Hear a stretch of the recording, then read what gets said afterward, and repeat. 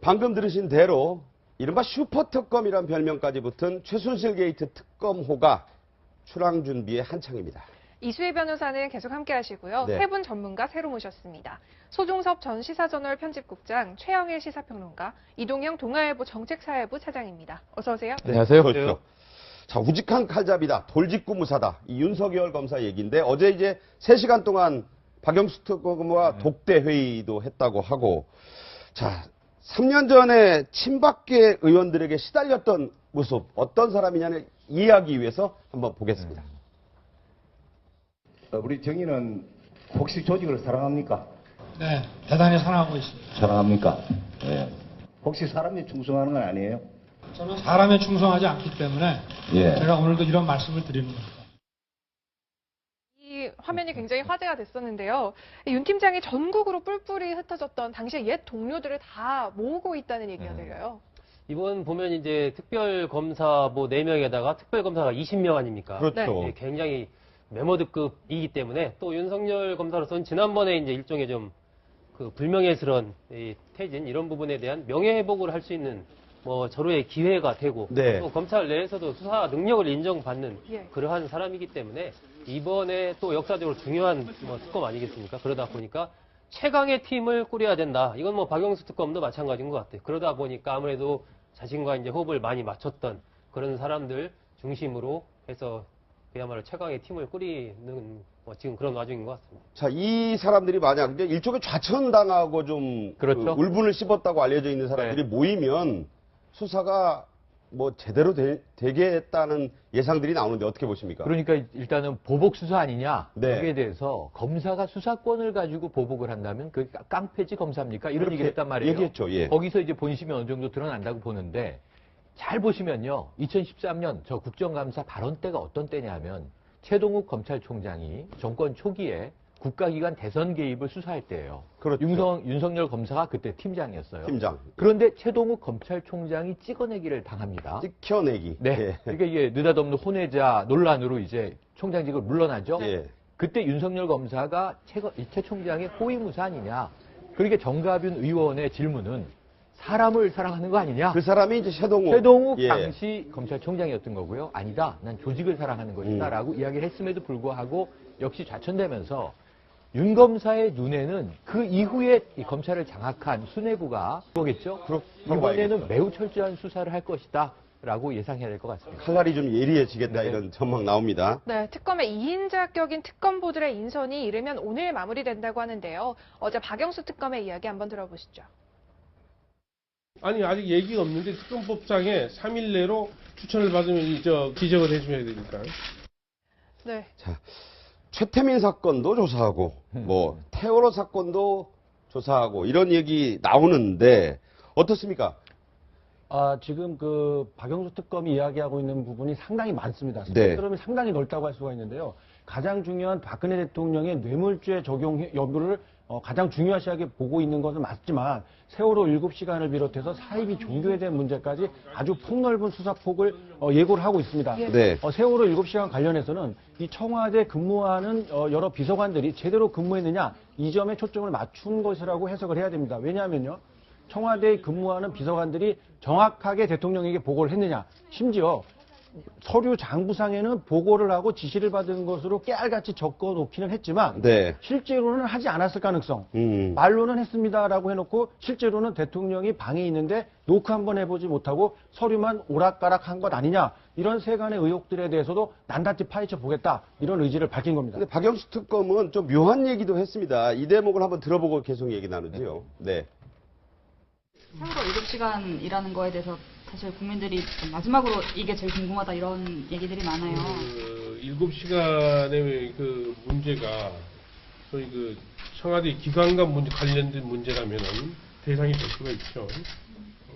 그러면 필요하면 압수수색까지 가능한가요? 글쎄, 그건 뭐 너무 앞서가지 마세요. 하지 마라 이런 얘기는 할 수 있는데 네. 청와대 기강 문제로 보고 있는데 이게 탄핵소추 안에는 야삼당은 굉장히 심각하게 보는 문제인데 그렇죠. 이제 그 국민의 생명을 보호할 의무가 있는데 대통령이 거기 그걸 해태했다라는 게 이제 탄핵 소추 발의안에 들어있는 내용인데요. 아마 이 특검에 대해서 많이 기대하는 것 중에 하나가 정윤회 문건 파동의 진실하고 이 세월호 4월 16일 날 당일 7시에 청와대는 도대체 뭘 했느냐에 이제 관심이 있는데 여기에 대해서 이제 저는 조금 우려스러운 게 지금 그 박영수 특검의 저런 안 그래도 이제 일일이 다 대응을 하는 거는 뭐 맞기는 하는데 네. 너무 기대치를 높여놓는 거는 아닌가.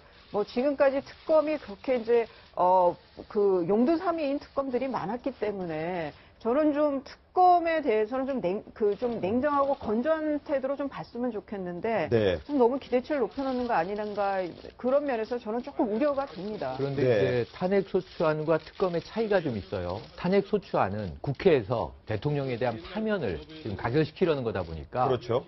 헌법 위배라고 하는 대목이 많이 들어있는데 세월호가 거기에 관련됩니다. 네네. 뭐 10조, 34조 등등 해서 11개쯤 된다고. 결국은 국민의 생명과 재산을 보호해야 하는 게 국가의 의무인데 네. 의무위배한 거 아니냐. 그럼 헌법을 저버렸다. 이게 이제 탄핵소추안의 핵심이고요. 네. 특검의 입장에서는 좀 형사적인 현행법상의 이제 이 위배된 문제들을 조사하다 보니까 세월호 7시간 관련해서 박영수 특검이 조금 기존의 시각과는 다른 본인의 좀 독특한 관점을 하나 얘기를 한 게 경호실 문제예요. 그렇죠. 최근에 들어와서 의무실이라는 게 있다. 관저에서 50m의 독채로 2층짜리가 있다는 게 최근에 국민들은 보도를 통해서 아는 거거든요. 네. 청와대 의무실 얘기 많이 나왔지만 체계가 어떻게 돼 있는지, 공간은 어떻게 돼 있는지, 왜 저런 이상한 약들을 거기서 다 그러면 이제 받아들인 것인지 등등 문제가 최근에 제기되고 있는데 박 특검은 이 얘기를 경호실 조사해야 되는 거다. 7시간의 문제는 결국.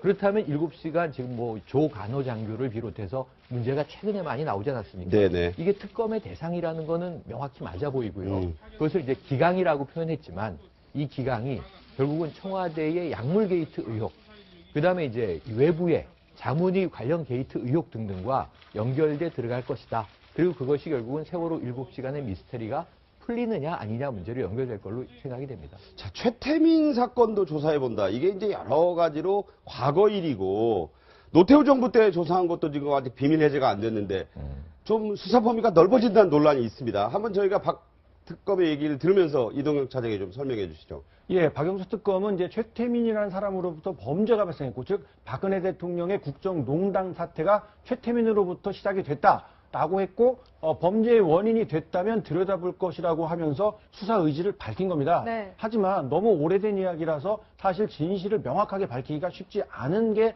대체적인 관측인데도 불구하고 저런 의지를 표명한 것까지는 뭐라고 할 수 없겠습니다만, 시간이 굉장히 짧습니다. 전선이 너무 넓어지는 거 아니에요? 특검할 수 있는 시간이 내년 3월 30일, 늘려봐야 3월 30일까지거든요. 그런데 저 많은 것들을, 특히나 명확한 증거를 잡아내기 힘든 부분까지 국민들의 여론이 높다고 해서 저런 것까지 특검이 직접 수사를 해서 뭘 밝혀낼 수 있을까라는 의문점은 남습니다. 네. 네, 이 탄핵 소추안에 명시가 된 세월호 7시간에 대해서 얘기를 해보면 네. 김기춘 당시 청와대 비서실장 그리고 최근에 미국에서 인터뷰를 한 간호장교 조대위의 답변에 이 답변서가 준비되어 있다, 이미 나와 있다는 지적이 나옵니다. 저희가 준비가 돼 있는데요. 들어보시죠. 네, 들어보시죠. 대통령께서 집무실에 계셨습니까? 그 위치에 대해서는 제가 알지 못합니다. 대통령께서는 아침에 일어나시면 그것이 출근이고 주무시면 퇴근이라고 생각을 합니다. 그럼 그 당일 4월 16일 당일날은 어떤 이유 때문에 관저로 가신 적이 있으십니까? 제가 기억하는 날은 없습니다. 제가 그 당일 하루에 대한 특징적인 부분을 다 기억할 수는 없습니다. 예. 특이한 사항이 있었을 경우에 기억을 할 텐데 예. 제가 기억하는 한은 전혀 없습니다. 자, 이수희 변호사님. 답변이 나와 있다. 그런 얘기는 우리가 이제 국민들, 시청자 여러분께 설명이 좀 필요합니다. 지금 이제 이제 청와대 4월 16일 당일날에 그 첫 시작인 김기춘 전 실장이 당시 대통령 어디 있었는지 저는 알지 못합니다에서부터 시작이 된 거였거든요. 네. 그런데 지금 나온 거 보면은 관저에 있다는 거는 이제 밝혔고 청와대에서 네. 그러니까 아니 그 중체대한테 어떻게 관저에 있냐, 본관에 왜 안 나왔느냐 있고 나서 그 다음에 그 의무실에서의 좀 이해가 안 가는 약품들이 아주 대거 또 반입이 된 일이 있었고 그러면서 그 세월호 그 4월 16일 이후로 계속 세월호 당일 대통령이 뭔가 이 직무와 관련 없는 일을 했을 거라는 소문이 계속 있어 왔단 말이죠. 그러던 것이 이제 약풍도 걸리고 막 이러는데 또 간호장교가 한 명이었다가 두 명이었다가 또 말하는 것도 계속 엇갈리고 이러니까 계속 그러면 그 맞나보다가 되고 뭐 이런 이제 의혹 제기로 계속 간 거였는데 지금 문제는 이제 안민석 의원이 처음엔 장시호 씨를 추적하고 다니다 이제는 좀 네. 장교들을 간호장교를 미국까지 추적하면서 갔었죠. 예. 그러면서 그 간호장교는 지금 저 조모대의 경우는 현역이란 말이에요. 그렇죠. 현역이기 때문에 연수한 거죠? 예, 그래서 함부로 언론하고 접촉을 할 수는 없어요. 그래서 상관에게 허락을 받고 지금 접촉을 한 건데 거기에 대해서 안민석 의원이 뭔가 이거는 오다가 떨어진 거다. 말하는 거 봐라. 뭐 없는 건 없다고 얘기하면서 왜 있는 거는 또 의료법 위반이라고 하느냐 그런 건데 변호사도 마찬가지인데요. 저한테 누가 와서 아무개가 당신한테 소송을 맡겼냐. 그런 일이 없으면 저는 말할 수 있어요. 아니요, 저는 맡기지 않았어요. 하지만 저한테 소송을 맡겼느냐, 그거는 제가 말할 수가 없습니다가 되는 거예요. 저는 네. 그거랑 의료법은 같은 거라고 보여요. 다만 저거는 이제 말씀하신 대로 이제 특검에서는 저런 기록들도 볼 수 있고 하니까 그건 이제 특검에 좀 맡겼으면 좋겠습니다. 자, 안민석 의원 얘기를 좀 저희가 분석해 볼 필요가 있습니다. 안민석 의원의 얘기를 저희가 준비했는데요. 조대위에 대해 어떤 것, 여기서 말하는 것은 접촉입니다. 일절 허용할 수 없다는 오더가 떨어져 있는 상태더라 주장입니다. 미국과 한국 측이 짜고 역시 주장인데 간호장교 조대위를 막고 통제하고 있는 것이다. 또 이런 얘기도 나옵니다. 어제 저희 차드레이 종합뉴스에 나왔던 내용인데요. 이른바 김영한 업무수첩 여기에 나오는 내용입니다. 여러 가지 내용 중에 침묵이 양약이다. 이게 양약이라는 게 고전에서 이제 나온 말인데 입 닫고 있는 게 양약이다 이런 얘기입니다. 자, 소편집장님.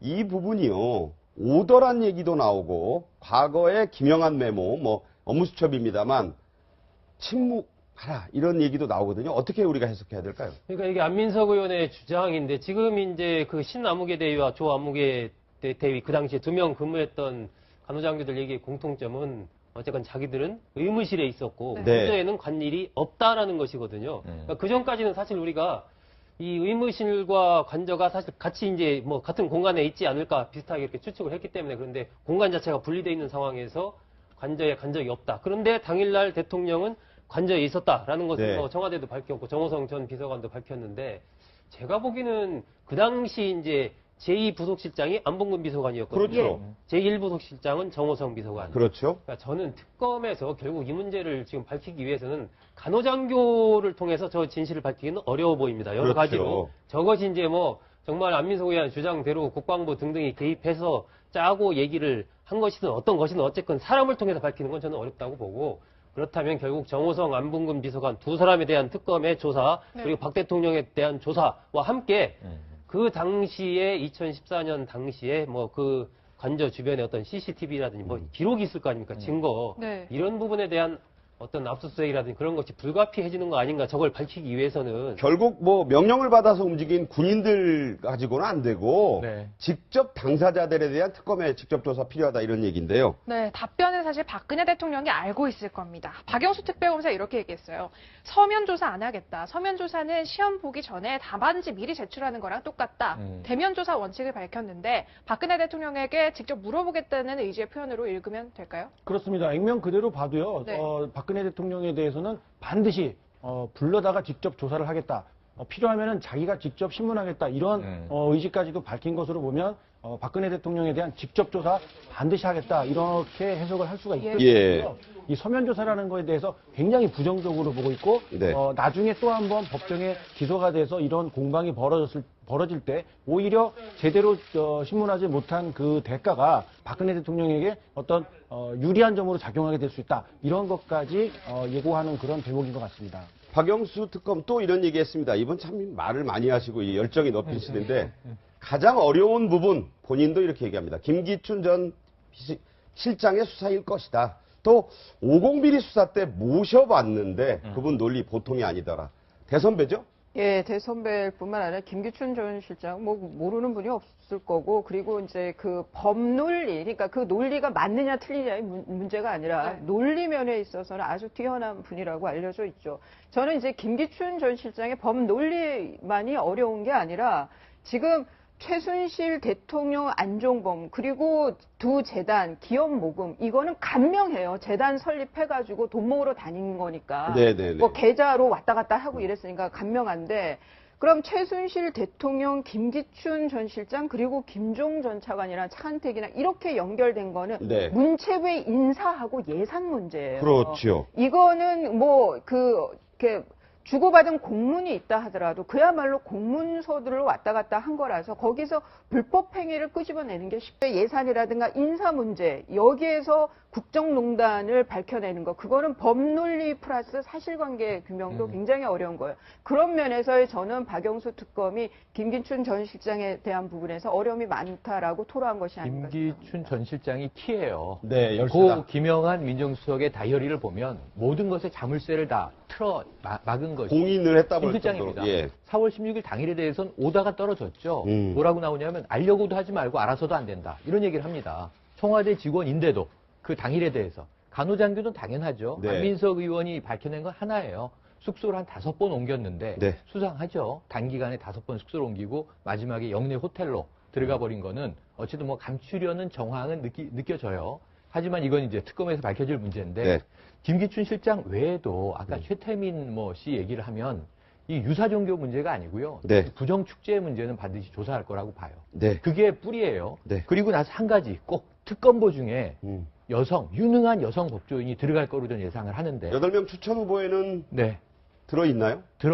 현재는 지금 파악되진 않았어요. 네. 근데 마지막 확인을 해봐야 되는데, 왜냐하면 이게 유영하 변호사도 그렇고 대통령도 그렇고 여성의 사생활 이야기로 여러 번 방어막을 쳤습니다. 네. 그렇다면 특검이 직접 대면 조사를 하려고 해도 또 민감한 문제가 나올 수 있거든요. 네. 이것을 대비해서 최순실 씨도 검찰에서 여성 검사를 투입했는데 유능한 여성 법조 이 특검보는 꼭 들어가야 할 것이다. 이렇게 유능한 여성 특검보가 포함되는지 우리 지켜보도록 하겠습니다. 지켜보도록 좀 네. 해야 되겠네요. 자, 김영한 메모, 이게 처음에 비망록인데 이제 업무수첩이라고 저희가 정의를 하면 여러 내용이 나옵니다. 여기서 김기춘 전 실장, 인감된 되임이 안 된 자들이 큰 피해를 야기한다, 일으킨다 이 말이죠. 자, 인간 쓰레기를 솎아내는 일을 점진적으로 추진하라. 서리빨 같습니다. 저게 무슨 얘기입니까? 그러니까 김기춘 전 실장이 사실 이제 국민들이 겉으로 이렇게 딱 보면은 깔끔하고 그야말로 정말 일을 잘 처리한 유능한 어떤 그런 기능주의적인 인간으로만 딱 보는데, 이번에 김영한 메모에 본다면 네.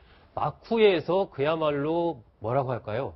이런 것들 하나하나를 그야말로 지시한, 그것도 막 굉장히 이제 권력 유지를 위해서 필요한 부분들을 하는 그러한 어떤 좀 냉혈한 같은 이미지? 맞아요. 아, 이런 것들이 확 생겼는데, 지금도 본다면 이게 인간 쓰레기를 솎아내는 일을 점진적으로 추진하라. 글쎄요, 저는 이런 용어 자체를 비서실장이 그 수석 회의에서 쓴다라는 것이 정말 이해하기가 어려운 부분인데, 김기춘 전 실장이 그런 사람이다라는 것이 하나 드러난 거죠. 이러한 이 당시의 상황을 보면 이게 2014년 12월 아닙니까? 네. 그러면 그때 당시 이제 정윤회 문건이 터졌어요. 이거 이제 터졌을 때라는 그러한 상황과 같이 이제 결부해서 생각을 해보면 결국은 이 권력 유지에 장애가 되는 예. 그러한 사람들을 지칭한다, 인간 쓰레기라는 그럼 것을. 정확하게 그렇게 누구를 이제 지칭한다고 봐야 될 이해를 것 해야 같고. 될까요? 네. 뭐 그 당시에 일단 김기춘 전 실장이 지시를 조홍천 비서관과 박관청 경영 등에 한 거 아니겠습니까? 예. 네. 사안에 대해서 조사를 해봐라라고 지시를 했는데, 조사를 해서 보고를 하니까 그것에 대해서 조치를 그럼 비서실장이 취해야 되는데 조치를 취하지 않고 오히려 이 3인방의 이른바 역공을 받아서 보고를 한 당사자들을 자르는 쪽으로 갔단 말이에요. 네. 그런 등등으로 밀어본다면 결국은 이른바 그 대통령을 위시한 3인방에 대해서 안 좋은 보고를 하고 올리는 이러한 사람들, 결국 뭐 조홍천 비서관이나 박관청 경정 등등을 비롯한 뭐 그런 쪽을 지칭하는 것 아니냐, 이렇게 네. 유추를 해볼 수 있을 것 같습니다. 자.